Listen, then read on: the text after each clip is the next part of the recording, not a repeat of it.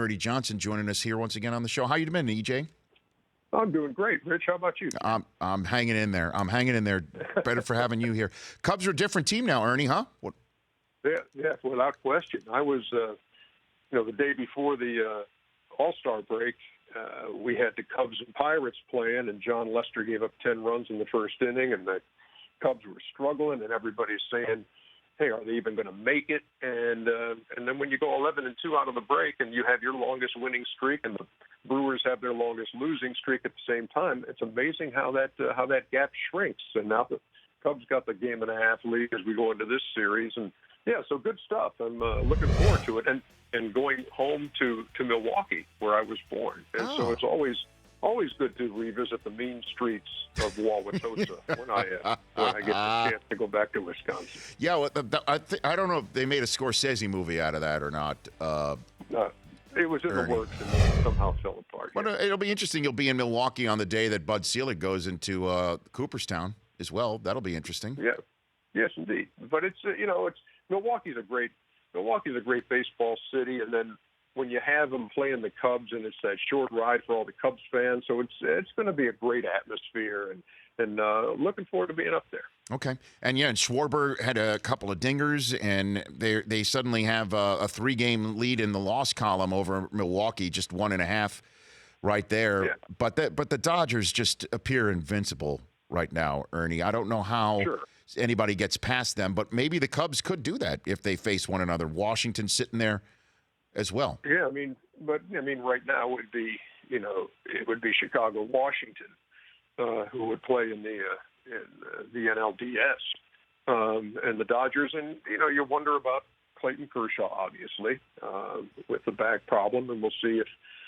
how he comes back and if he is able to come back and that kind of thing. But yeah, when you're sitting 71-31, that's pretty darn impressive when you're 40 games over 500. So. These games are always fun, and I think you're getting into that time now where these head-to-head series mean so much, and so it's a huge series I think for Milwaukee to try to reestablish themselves and see if they can stay close. They can't lose this series. Ernie Johnson joining me here, talking a little bit of baseball with the lead play-by-play announcer for MLB on TBS and Turner Sports joining me here on the show. I'm feeling that it's different with the NBA now in months like June and July, Ernie, once things change, once the playoffs are over, and August now might have some little bit of conversation with the Kyrie drama. Are you feeling the same thing? Yeah, the season never ends.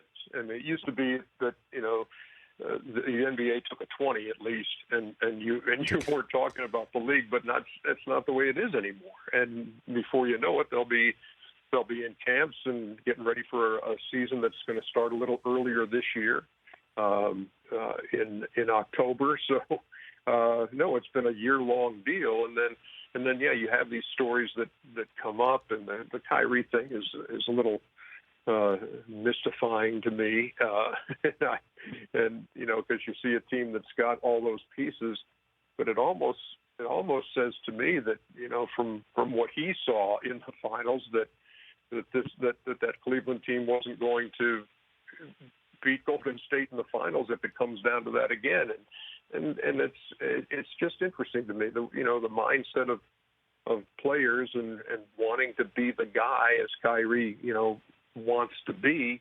and so the mindset is kind of shifting to me, and it's a little distressing.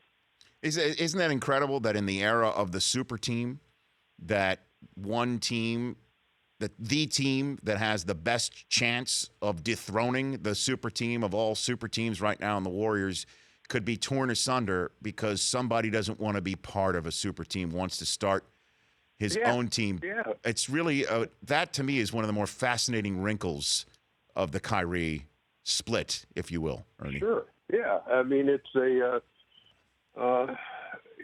no I in team kind of a thing, but but Kyrie's like, I don't want to be in the guy's shadow, even though you've got a team there that is, far and away the best in the Eastern Conference. And now when you look at Kyrie wanting to be moved and all the talk about LeBron leaving after the next season, that you could be back to the Cleveland of old, unless you do make a deal on the Kyrie thing and pick up some really good pieces that make for a good future. But that's, it's been an intriguing thing. I mean, when you go back to the Kevin Durant situation, and you thought about a team that was that close to winning the Western Conference, and then he wants out, and then and now here's Kyrie saying, "Look, I know I'm a big part of this thing, and I want to be the guy." And so you're looking at a team, Cleveland, that could be just a shell of themselves if these dominoes fall like people are saying they will. Well, I just know how it is on my set on game day morning where, I've got my Hall of Famers to my left and, their texts blow up, their phones blow up. There's all sorts of rumors and, they're talking about what's going on in locker rooms, and stories don't get reported because there's really, nothing to actually report. It's just rumors and conjecture. And then a story happens and suddenly the rumors and conjecture have all been fact all along.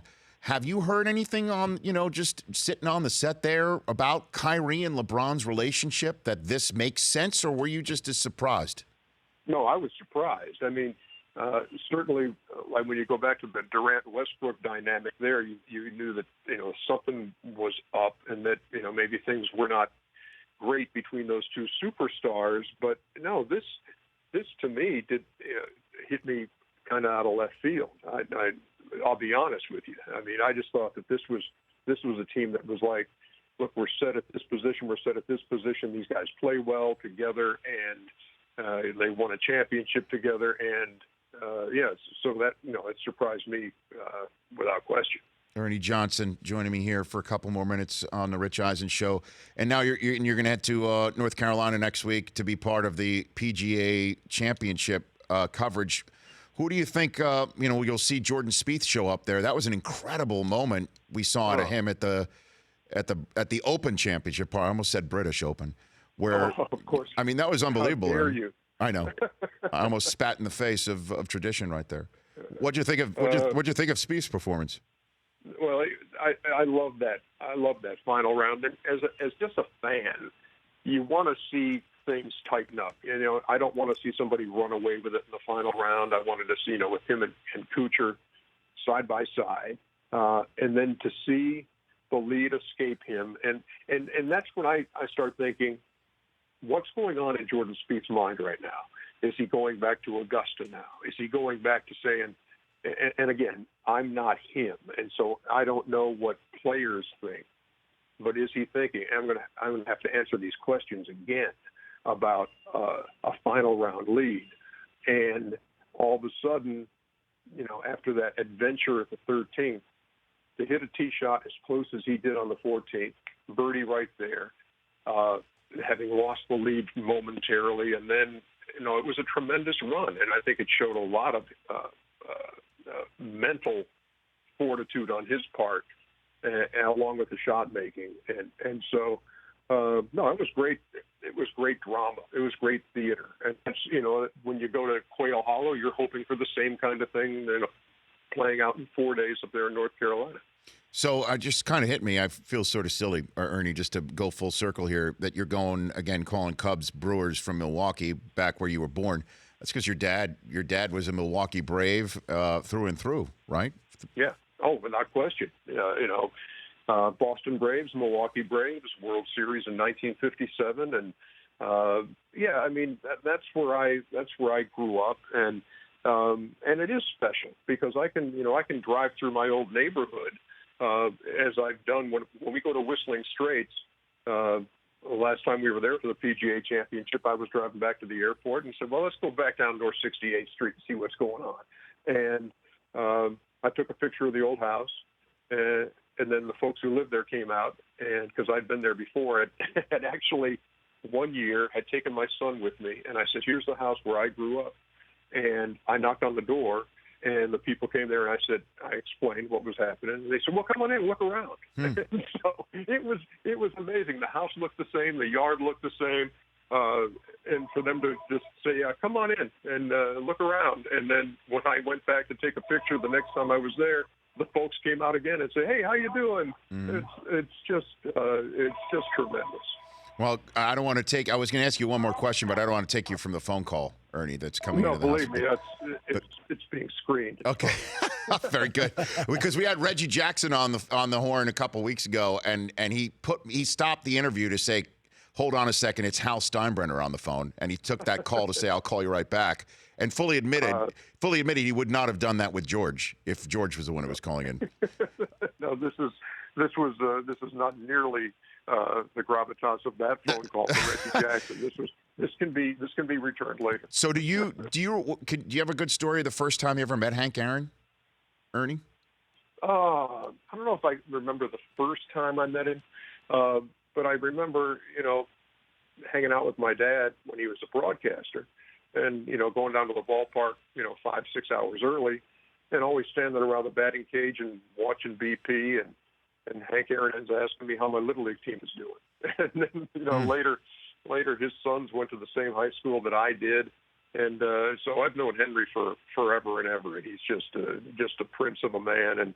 But those were special times, man. I mean, the first time you ever hang out in the big league clubhouse and you have no idea what you're going to see. And, and you see a backup pitcher walking by with just a towel and a cigarette, and you're saying, well, this is not what I expected. So, it was quite an introduction to the grand old game, that's for sure. Yeah, and we're showing a picture of Hank after he broke the record, and there's Craig Sager at home plate. Yes, indeed. We're showing that picture right now, Ernie.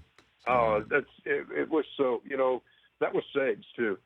Segs was such a go-getter and wanted to be wherever the big story was happening, and so for him to be with the white trench coat and the same haircut he always sported, even back then into all of his time at Turner, and he just was a guy who's you're not going to tell him no.